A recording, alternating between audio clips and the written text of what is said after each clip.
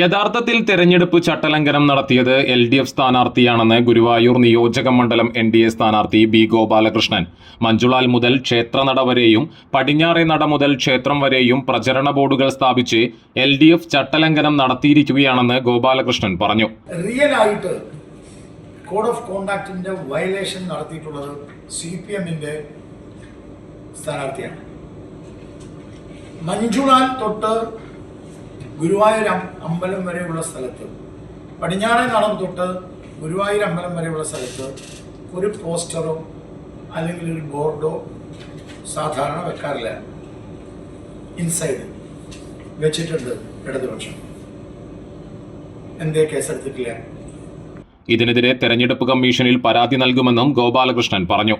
ഗുരുവായൂരിൽ കേന്ദ്ര സർക്കാർ കൊണ്ടുവന്ന വികസന പ്രവർത്തനങ്ങൾ മാത്രമാണ് നടന്നിട്ടുള്ളത്. അതിന് സംസ്ഥാന സർക്കാരിന് യാതൊരു ബന്ധവുമില്ല. ഗുരുവായൂരിൽ കൊണ്ടുവന്ന വികസന പ്രവർത്തനങ്ങൾ സംസ്ഥാന സർക്കാരിൻ്റെതാണെന്ന് ഉയർത്തിക്കാട്ടി എട്ടുകാലി മമ്മൂഞ്ഞിനെ പോലെയാണ് LDF സ്ഥാനാർത്ഥി പ്രവർത്തിക്കുന്നത് എന്നും B ഗോപാലകൃഷ്ണൻ കുറ്റപ്പെടുത്തി. ഈ ഗുരുവായൂർ വികസനത്തിന് എല്ലാം ചെയ്തത് കേന്ദ്ര ഗവൺമെന്റാണ്.